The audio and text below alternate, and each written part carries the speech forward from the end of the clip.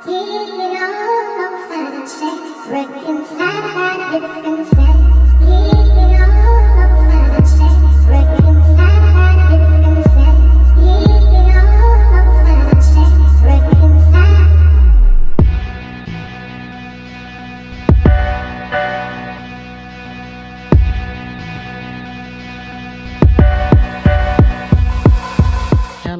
and welcome to another episode of the Truth Reveal podcast, where we host conversations that relate in order to reconcile as we uncover God's truth. I'm your host for today, Holly Harris, and I'm joined by my co-host, April. say y'all names, and Latricia Peak. Lord help me. Latricia Peak, aka Sweet. Lord Jesus. Yes, so we are continuing on with our previous topic entitled A Nation of Pill Poppers Coping with Pain. And last week we left off summarizing episodes 3 and 4.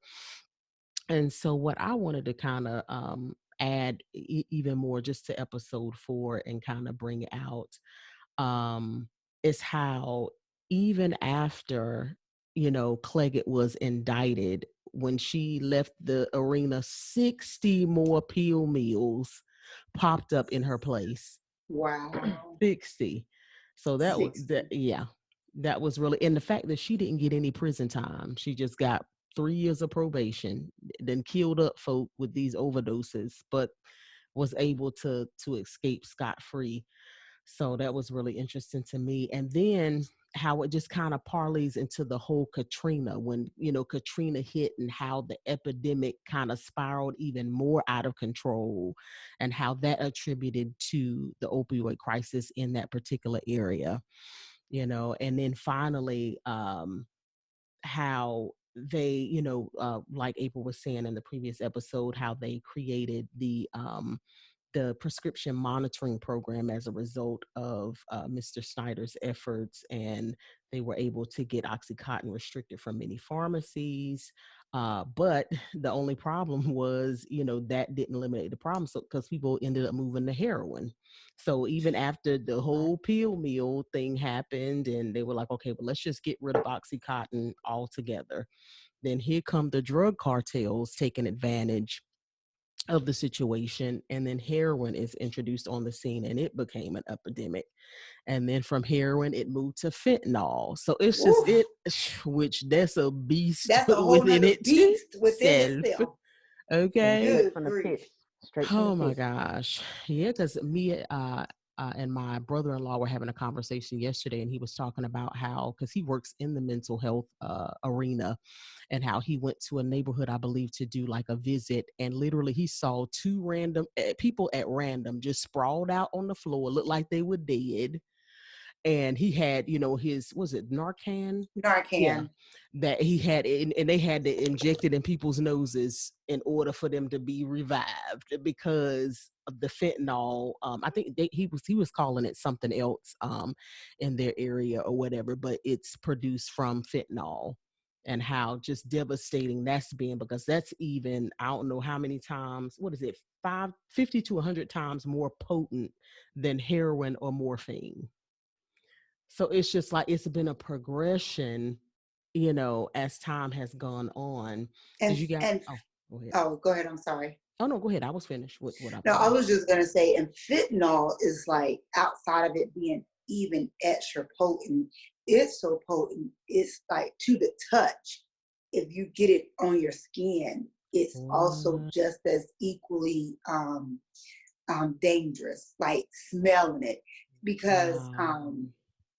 just in my line of work, I've had clients who have had overdoses and have been on, or may have been a heroin addict but had fentanyl laced in. They use the word cut, so it may Mm, be heroin, but it's cut with fentanyl, and because it's white, you can't tell, you don't know what you're smoking. Or it could be crack, but it's cut with heroin, or they're mixing it with everything, because you basically have these street chemists out here, wow. and they're not mixing it they're not pharmacists, so they don't Hmm. know what portion, because fentanyl is really used in a hospital.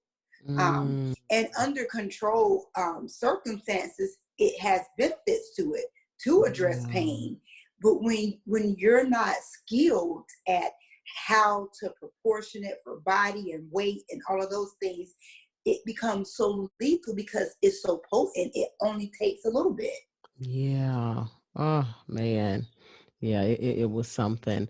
And just one other thing I wanted to, point out with that episode was how, the whole Sackler family, the family behind Purdue, how they began to come out and say that the abusers were the problem.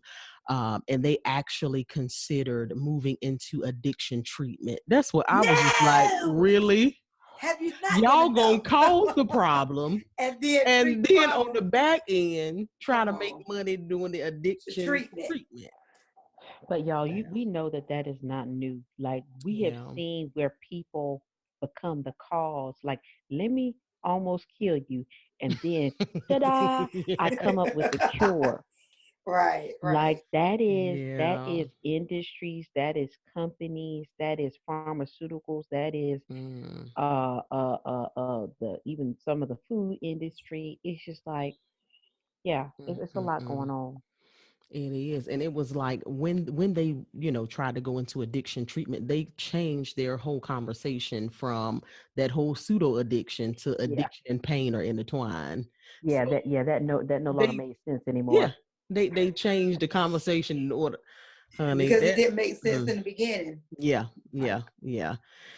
So yeah, so basically that is pretty much a synopsis of those four episodes. So as you guys can imagine, this documentary was very very interesting. It's good. If you haven't watched it, I really encourage you to do so. But what we wanted to do is just kind of, now that we've had that conversation, kind of get back to the coping with pain piece of it. And so, I guess my first question is, what do you guys think is the driving force to end pain, to become a, like, what's at the, what do you feel is at the root of the pain, of trying to manage pain, or the whole, because like as I was talking about earlier, how it just basically spiraled out of control and got bigger and bigger. What do you feel like has been at the root of our quest in America to become a pain-free society, if you will? I believe it's because we have a very skewed view of suffering or the role of suffering. Yeah. In America, we don't like, do you have any pain? You shouldn't feel any pain. You know what I'm saying? It's Mm, always trying to eliminate, like, we shouldn't go through anything. You don't have to go through that. It's an attitude. It's not just dealing with physical pain. It's just like you should never go through anything. If you're having problems and your husband's not, he's not making you happy anymore, just leave. If because you don't have to go mm. through that. If you know if you pray, oh Lord, I'm about to say something controversial, but Say it. whatever, sue me. Yeah. Like if you're pregnant and you don't want to be pregnant right now anymore, or now the man that Why? was good enough for you to sleep with, now you don't like him anymore. So, get rid of the baby because you don't have to go through that. Like, all the Mm, things it's a whole conceptualization of suffering.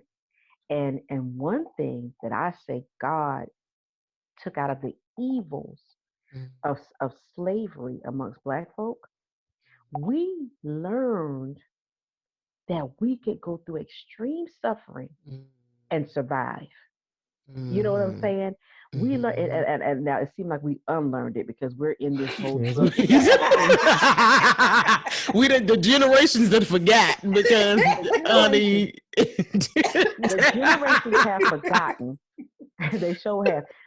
But down in our DNA, we Yeah. learned that we could go through extreme suffering Hmm. and be okay. That's why when the economy goes down, i.e., housing crisis, economic crisis of 2008, you don't have to jump out no window. You just Mm. buy you some beans and rice, and downsize where you need to, and then you gonna come back up. The look of suffering that even in this nation we act like some of the worst things are not the worst things for us. I think Yeah. that's the root of why we can't cope. I'm gonna give y'all examples, and I'm Mm, gonna let someone else speak. I had a cesarean section on both my children. mhm, My first C-section, I came out and it was very painful, like the after effects. I didn't know how it would feel, but the first few nights, the now with a newborn baby, they cry a lot. You got them in a bassinet, wherever you got them beside you, whatever it is, you have to get up to feed them if you're nursing. Just for me to get from a lay down to a sit up position hurt so bad that I mm, had to sleep sitting up. Now I was sleep deprived, but I had to sleep sitting in a sit up position. But I did not call my doctor and say, I need some stronger drugs. It wow. wasn't unbearable. Even in my sleeping slumber, I was able to get some sleep sitting up, but I had pain.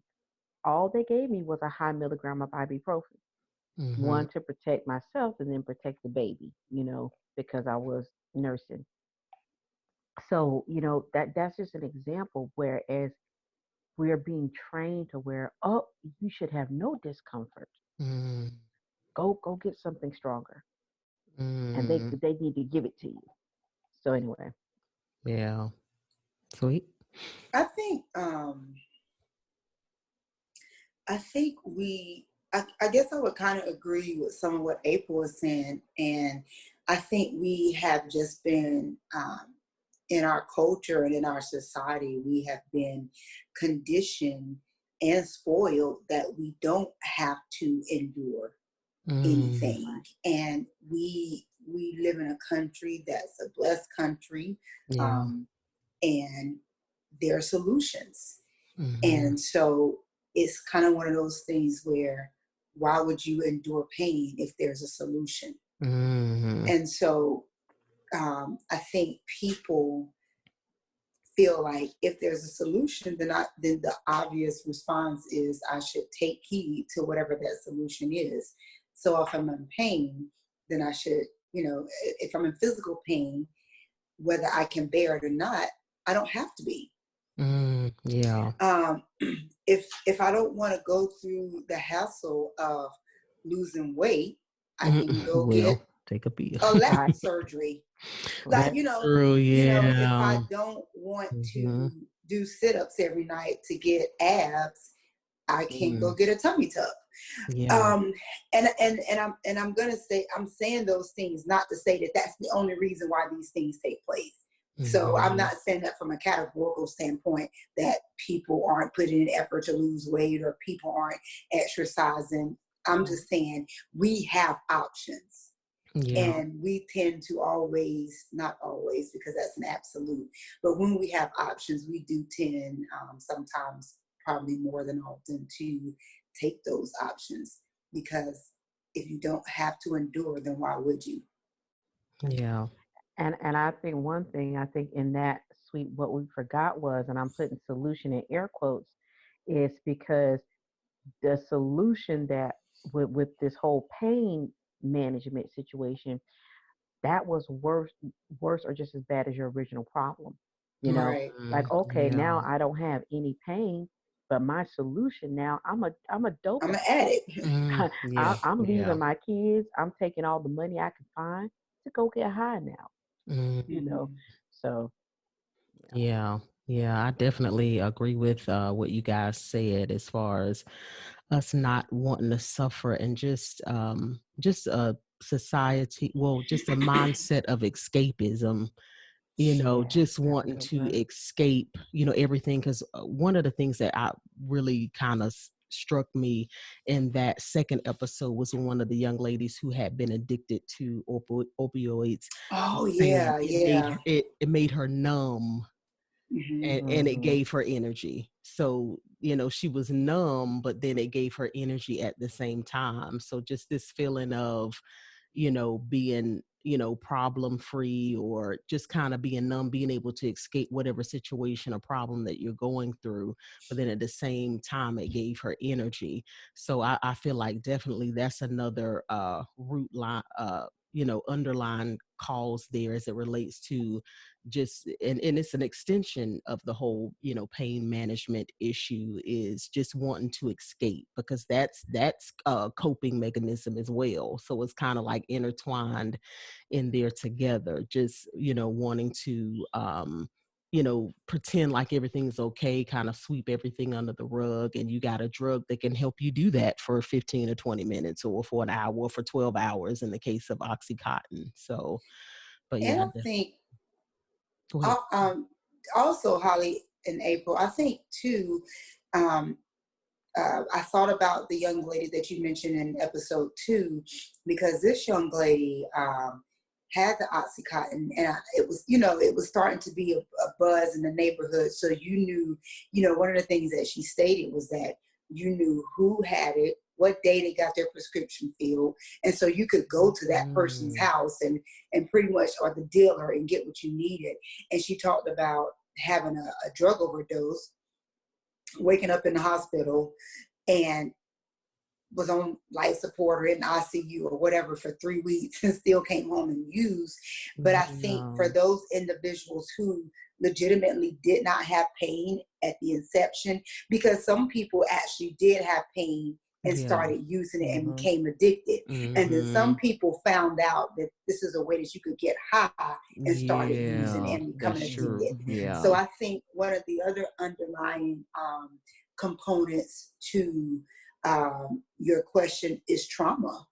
Yeah, that's true. We have trauma. We have things that we've endured. We have experiences, and we don't address them in a healthy way. So it's like what you said, that escapism. We try to escape it. We try to make it numb, and that is our way of addressing it. And it's very temporal, and it's very short lived, but it's a fix. It works for the moment. And so, because it's hard to process through things. It is. Because I don't think anybody wakes up one day and says, yeah, I want to be an addict. Oh, no. That's what I want to do. That's what I want to do with life. I'm going to be addicted to drugs. Something underlying is causing you to have to seek out a way to cope with that physical pain, sometimes emotional pain, and even mental pain. Absolutely.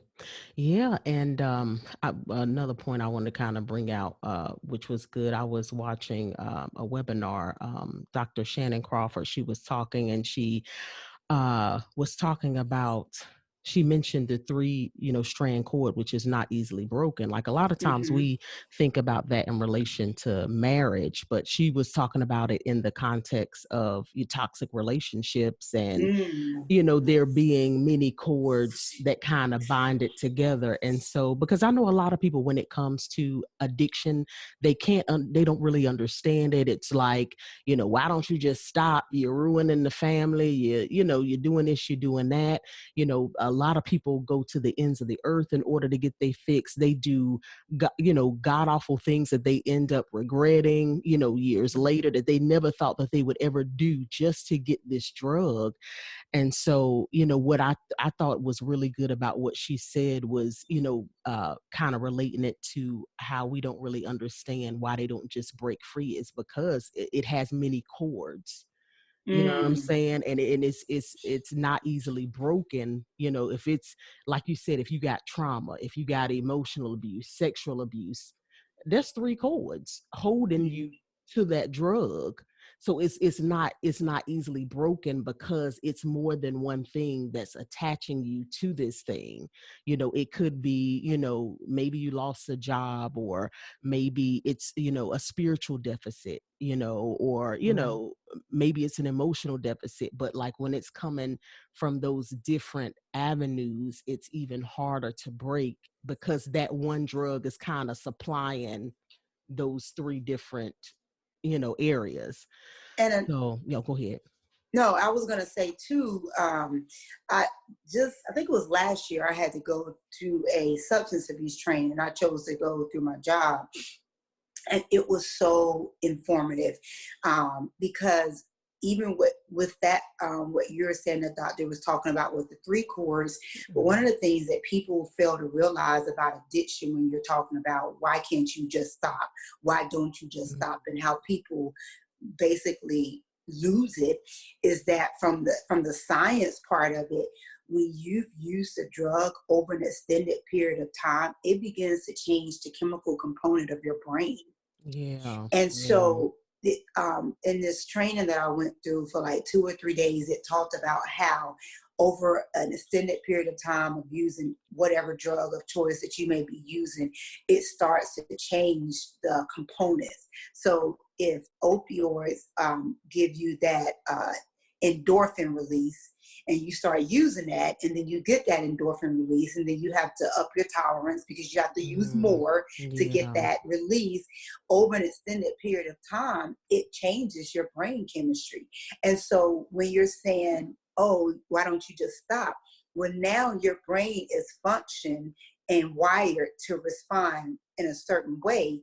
So when you're going through a detox, it, depending on how long you use that drug, can also depend on how long it takes you to actually be free. So, Wow. and your brain, because God is awesome in his creation, it will repair itself. But you have to be off the drug for an extended period of time. And so I Yeah. think the hard part for families and, friends and community when you're dealing with someone who has an addiction is, if you've never experienced that, which I've never experienced that, for myself personally, we don't understand when it's a Yeah. chemical imbalance now. Yeah. And anything can be a trigger. A place can Yeah. be a trigger, a smell can be a trigger. And they did a study how it was a guy, and they took him back to his old neighborhood, and they took him just on the street where he used to, the crack house he used to go to. That was a trigger. And it's Yeah. like, what it triggers is, it triggers the feeling, it triggers the moment, it triggers the sensation. That's a lot to process. Yeah. And so, it's the coping piece and the being free piece is they say it takes like a year and some change for people to actually come off of a drug. And Yeah. it's not just not taking the drug. And that's why in substance abuse they teach relapse is a part of It recovery, is. Yeah. Yeah. because it's gonna happen. Yeah. Hmm. Absolutely. Wow. It, Well, I just wanted to add to what both of you said, and just one point that came out of my mind, because it is hard for the threefold cord to be broken, and there are traumas that trigger different things, and that's why I think I heard someone say that you ought to treat it like you're a person that is on legitimate medication, whether it's any hard prescription medication. You have to treat that like you would treat having a firearm in a house with kids. Like when you have children or other people in the house or what have you, to prevent the next generation of becoming addicts. Now, mind you, we're taking it as if you have a person who's not an addict themselves and they're just legitly on medicines. But and then having these conversations about how we deal with trauma. And because yeah. some trauma, is not the parental abuse or whatever, but like death, even like the loss of a Yeah. loved one. Yeah. Um, Absolutely. and helping, especially children, understand how we process grief and things like that.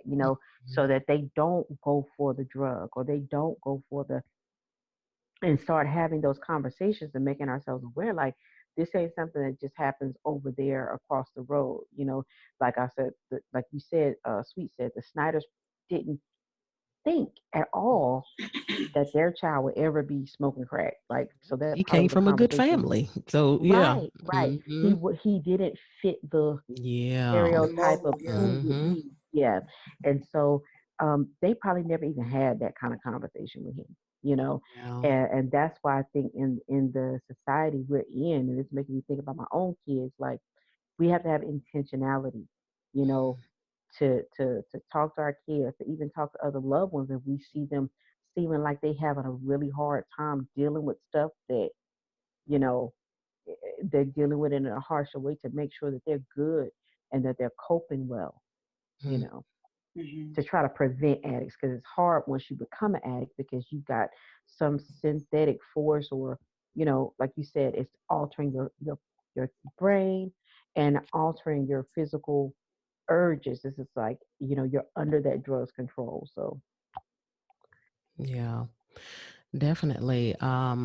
So yeah, in talking about, ways to cope, I know, I just, begin to think about, of course, they have the different programs, the AA, the NA, and, the models that they have adopted. And, I just kind of, looked at it from a spiritual perspective as it relates to, the scripture in James 5:16, where it says, confess your faults one to another, and pray that you may be healed. And, how they have adopted that model, they, I'm not sure if they completely realize it or not. And to a certain degree, I believe they do, because they have the praying to the God of your Serenity prayer. understanding. Yeah, they have that. And then they have pray to the God of your understanding, because they don't really want to, make a distinction as it relates to whatever God, people are serving. So, but just adopting that model as it relates to, and I know just as a society,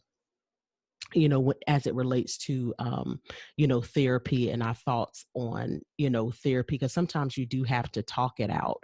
And I know definitely, like in our community, in the African American community, therapy is just a new phenomenon, because mhm. typically, we just go to church and, get us some Jesus and, call it a day. Jesus But in my therapy.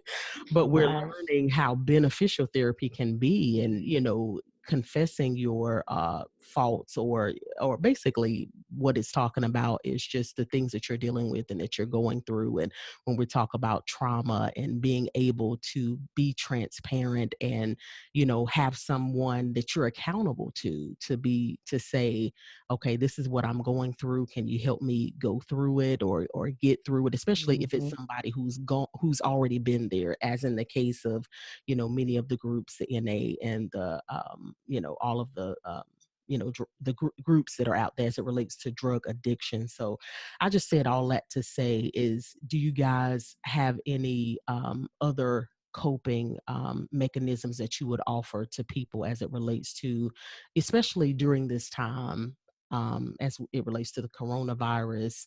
And, many are, out of work, many are going through so many different things. And what type of advice or coping mechanisms would you offer to people to just give them hope during this time? I would say, I think community is super, super, super important. Yes. Um, Not, we have to have community. And I think one of the things that's so indicative of the ministry of Jesus is that he was such a fan, if I can say that. He was a fan, but he definitely was, community was very important to the Father. And we see that chronicle all throughout scripture. He could have came and saved the world with himself, but he Mhm. chose to be in community with those disciples. He chose to do life with those individuals.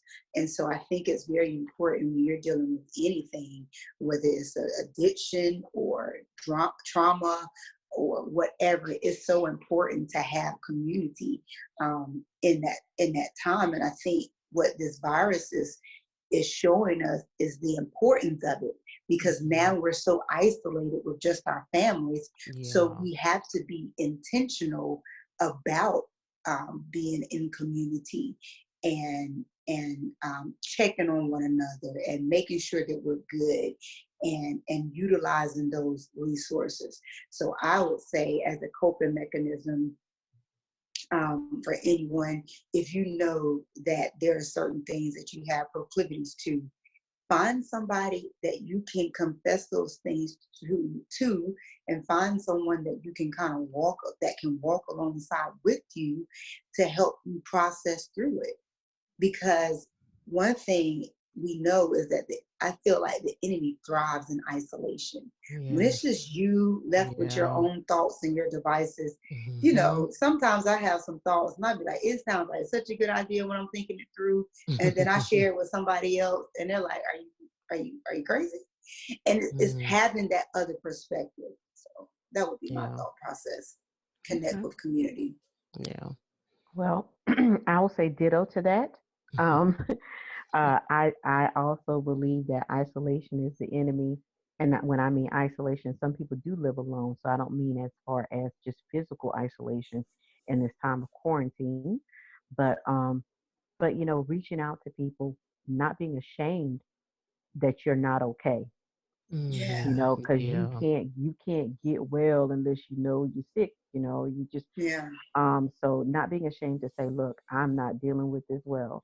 And to be able to take, the Bible does say that there's safety in a multitude of counsel. Counsel. So Yeah. you get the good counsel and get someone saying, okay, uh, turn off that news, turn off the news, because it's making you anxious, or, uh, you know, uh, if you do have family in the house with you, just how I've coped with things, even though my situation, it pales in comparison to others. I don't I haven't had extreme hardship during this time, but it has been a different time. But just focus on the little things that you can grasp onto that give you pleasure, because there are things that give you euphoria or euphoric feelings that don't lead to addiction and don't lead to those type of dependencies. You know, Mhm. finding something, playing games, finding your hobby, learning a new skill, different things that you do that can kind of give you that. You know, going on the internet, listening to people who have been through this. Like I like history, and a lot of times if I see something that kind of mirrors, like people try to compare this and try to say, oh, this may be the worst since the depression. Well, go look up depression survivors. Mm. It's an elderly lady I watch sometime right now. She has a little cooking show on YouTube called Depression Cooking. She Oh teaching people my. how to Well, make, Lord. like, she is teaching people how to make like dandelion salad and going out there and picking up certain grass, and Dandelions. yeah, I watch her, and she said we used to take a potato and fry it up and some onion and cut up some hot Mm. dogs. Oh my God. And she That's depression she's eating, about honey. she about 100 years old, but she do her thing, and stuff like that. Like, we're laughing, but that kind of thing will make you smile, and Yeah. that kind of thing. Like, you know what? If she was all right and she survived that, we gonna be all right. You know. Yeah. Um, so I think that that's important to Eh, not be ashamed to say that you're not all right. Don't be intentional about not being isolated, and call Hmm. someone when you need to call someone, and find other things that give you that euphoria or that feeling that you need to feel like you could make it another day. Got you. And I would say too, like, um, get quiet and be still and settle yourself, because I think it goes back to what you already stated earlier, Holly, about how we're always trying to escape. Hmm. We're trying to escape everything around us. And I think just being still for a moment and saying, yes, this is where I'm at. Yes, I may not have a job. Yes, I may not, there are things that are going on or taking place. One, you're not the only one. Hmm. Yeah. Right. You're You're not not alone. you're not alone. Yeah. The whole entire world is Yes. processing through this with you. And Hmm. so putting everything in perspective, not minimizing the fact that there is a real legitimate concern and that there are real legitimate issues and needs that you have to have addressed, but realizing that you're not alone in Hmm. that pursuit of trying to make sure that those things are taken care of. Yeah. Absolutely. And I would also say to reach out to others, where you see a need. Sometimes when you kind of take the focus off of yourself, and it can be Yes. hard doing that when you got bills to pay and, baby need a new pair of shoes and all your Rent due, rent Look, due. we in telephone quarantine. about They to don't be need no shoes. They in disconnected, their pajamas Telephone all day. disconnect, gotta wait till your waiting next for your paycheck, stimulus check. No, you got you know, sometimes that is difficult, but just trying to find ways that you can serve others because you'll be surprised how your needs may be met while you're trying to meet the needs of someone Mhm, else. Yes, mhm. So I absolutely. think that's definitely, important. So okay, so we have had such an amazing conversation. I wanted to see if you guys had any last minute things that you wanted to add in, anything that you want to add from the episodes to what we just discussed regarding coping mechanisms. I look. First thing came to mind was up with hope, down with dope. That's what Oh, Jesse Jackson used to say. yes. Uh, I can't. I can't. and as comical as that sounds, really that is was really the key. Low key, that was kind of deep because it's people's hopelessness that Yeah. cause people to kind of run and say, well, there's nothing else for me to do but escape. Where there's hopelessness that you'll ever be healed of your illness, where there's Mhm. hopelessness that you won't be able to get over trauma. Yeah. So I say up with hope, down with dope. That's all I gotta say. Yeah. And Mm. sweet. Um, I think that one of the things that I guess if I were my lasting words would be for those individuals who are struggling with addiction, and for those family members and community members that are helping them walk through this process, extend grace. Yeah. Extend grace because, as stated, I don't think anybody wakes up, anybody starts out their life or as they're growing up says, I want to be addicted to. Mhm. It's just circumstances that take place, and we find ourselves in these situations. So, to those who may be battling with addictions, um, if we're going to go with the hope thing, there is hope. There Yeah. is hope. Um, just because this is where you may be or where you may have been, it doesn't mean that where you have to remain. Um, Mhm. and then for those who are walking alongside them, extend grace. I pray for your patience and educate yourself on addiction because Yeah. that'll better help you to serve your friend or your family member when you have a full understanding of not just the emotional components of addiction, but the chemical components of addiction, where it's not as simple as just stop using. Yeah. Um, so those will be my words. Just stay in grace and there is hope. Absolutely. So, if I had to just close and just summarize, what we've gone throughout this episode, which I thought was really good and just overall, just well thought out as it relates to the coping mechanisms that we offered. Um, Basically, it's okay to say that you're not okay. It's Mhm. okay just to be able to say to someone, "Hey, I need help." Just being able to allow pride to drop, just have your moment, whatever moment that is, and be able to get with someone that you trust and just say, "Hey, this is what I'm going through. Can you help me through it?"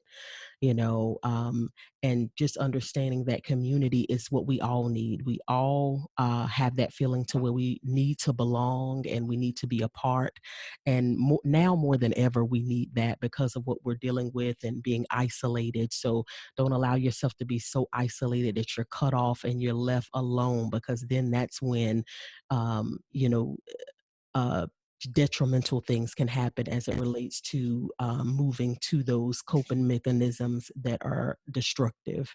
Mhm. And then, of course, we talked about being quiet, being still, understanding that you're not alone, you know, um, and not to even minimize your concerns, but to just understand that your concerns are valid. Many people have lost loved ones, you've lost jobs, you're going through some traumatic stuff. So give yourself a break, allow Mm-hmm. yourself, the opportunity to grieve, but then don't stay there. Get up Mm-hmm. from that place. And because the problem is when we fester in that place is when we can go to those coping mechanisms that are more destructive. And then also, reach out to others. If you see someone else in need, help them. It's because sometimes when you help other people, you are able to forget about where you are for that moment. And you just never know how God can come in and meet your need as you're meeting the needs of others. And just understanding that there is hope. Extend grace to those loved ones that may be dealing with and going through different crises. And we understand that not everybody is abusing their medication. Some people need their Right. medication, so we're not Absolutely. saying opioids are bad, because they are helpful to those when they're used in the right parameters as they've been Mm-hmm. prescribed for the conditions they've been prescribed for. So we just wanted to make a note of that as well. And just understand that you're only human.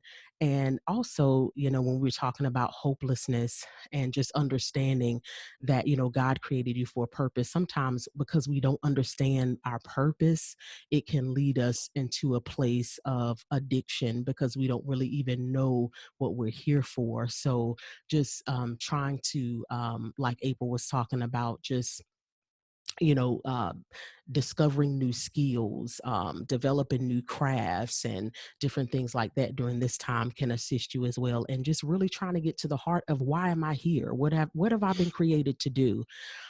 Is another thing that can help you during this time. And then lastly, for those of you who don't know Christ as your personal savior, he is the ultimate coping mechanism, Yes, but Jesus. he is not a magic pill either. He is God. Jesus is one of those coping mechanisms that he's there to walk with you, but you're going to have to do the work as well. He walks alongside us in this journey. So, just to know that as well, that as you're, walking with Christ, he is going to reveal things in you, things in your life for you to be able to confront and to deal with and to move forward so that you can become your best self and so that you can become who he has called you to be. So I want to offer him to you as well as your personal savior if you do not know him. And so definitely that is the most wonderful coping mechanism you could ever have. So but yeah, I just wanted to leave you guys with that. Was there anything else anyone else wanted to say before we got off? No. Okay. All right. Well, this has been another episode of the Truth Reveal podcast. Thank you guys for hanging out with us. We love you and have an amazing day. Bye. Bye.